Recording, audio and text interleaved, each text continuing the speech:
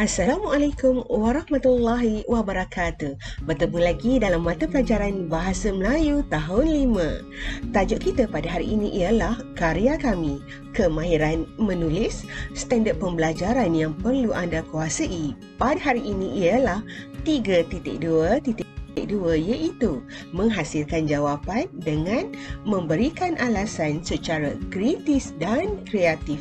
Buku teks halaman 16. Anda sudah bersedia?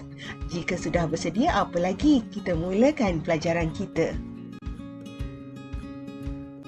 Aktiviti kita pada hari ini ialah menghasilkan jawapan dengan alasan secara kritis dan kreatif. Berdasarkan petikan yang diberikan. Sebelum kita membaca petikan, ayo kita lihat soalan-soalan yang akan anda jawab pada akhir pelajaran kita pada hari ini.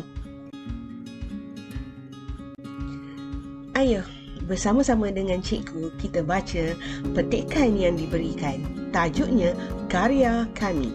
Majlis Bandaraya Johor Bahru telah menganjurkan pertandingan penghasilan video pendek bertemakan kemasyarakatan. Hadiah yang ditawarkan bagi johan pertandingan ialah RM1,000. Afifi, Tinish dan Kaijun merebut peluang untuk menyertainya. Tinish dan Kaijun melantik Afifi sebagai ketua. Afifi membuat jadual kerja dan pembahagian tugas. Mereka telah sepakat untuk menghasilkan video pendek bertajuk Kami Sehati Sejiwa. Video tersebut akan memaparkan aktiviti kemasyarakatan rakan Taman Seri Damai.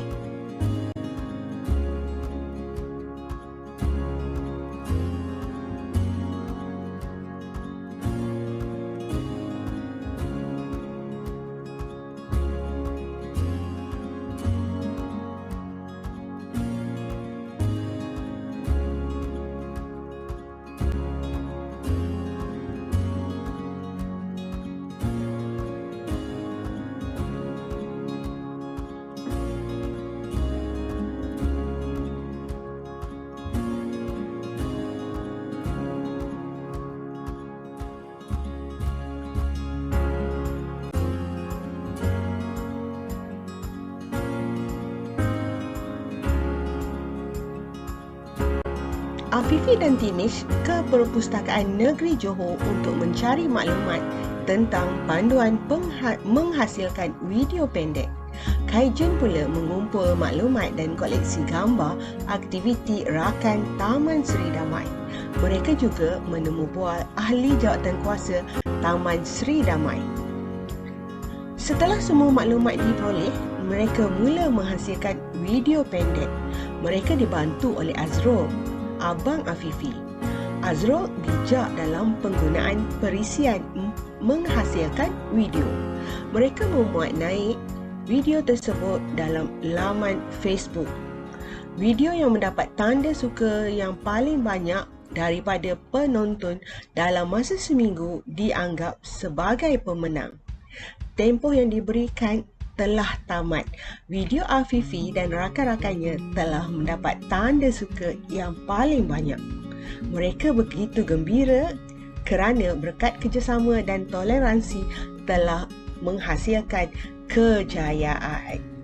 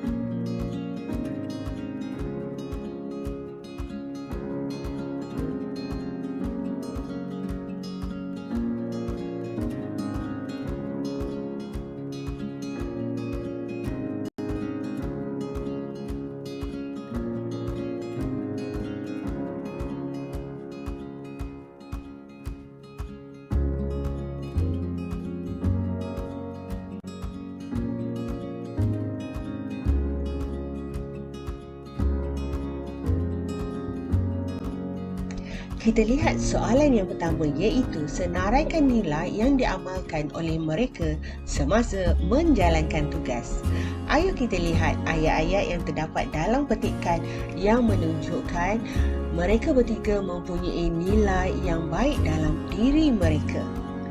Kita lihat yang pertama. Afifi dan Tinish ke Perpustakaan Negeri Johor untuk mencari maklumat tentang panduan menghasilkan video pendek. Apakah nilai yang sesuai untuk Afifi dan Tinish? Afifi pergi ke perpustakaan cari maklumat, Tinish pergi ke perpustakaan cari maklumat. Mereka tidak pergi sendirian, ya, mereka pergi bersama-sama. Jadi nilai murni di sini ialah bekerjasama. Kita lihat ayat yang kedua. Kajian pula mengumpulkan maklumat dan koleksi gambar aktiviti rakan Taman Seri Damai. Afifi dan Tinish pergi cari maklumat di perpustakaan. Kaijun dia tidak berpeluk tubuh, dia juga mengumpulkan maklumat dan gambar aktiviti rakan Taman Seri Damai. Jadi apakah nilai yang diamalkan oleh Kaijun? Jawapannya ialah bertanggungjawab. Seterusnya, mereka menemu pual ahli jawatankuasa Taman Seri Damai. Mereka ni murid-murid lagi, kecil lagi. Sedangkan ahli jawatankuasa Taman Seri Damai terdiri daripada mereka yang telah dewasa, yang layak menjadi ayah kepada mereka. Jadi, nilai yang diamalkan oleh mereka ialah berani. Mereka berani menemu bual, mereka berani berjumpa dengan orang-orang yang lebih dewasa daripada mereka. Kita lihat yang seterusnya, banyak ya nilai yang diamalkan. Yang seterusnya kita baca ayat yang kedua itu. Mereka telah sepakat untuk menghasilkan video. Apakah nilai murni di sini? Sepakat. Dan seterusnya, mendapat tanda suka yang paling banyak. Yang ini kita tak perlu baca, kita baca ayat yang seterusnya. Mereka begitu gembira kerana berkat kerjasama dan toleransi telah menghasilkan kejayaan. Ada atau tidak nilai murni yang terdapat dalam ayat tersebut? Kita lihat kerjasama dan toleransi. Kerjasama dah ada ya, sebagaimana yang pertama kita bincangkan tadi. Okey, ini adalah nilai-nilai yang ada dalam diri tiga orang budak ini. Daripada nilai yang telah anda jumpai, maka anda bina dan tulis ayat yang lengkap.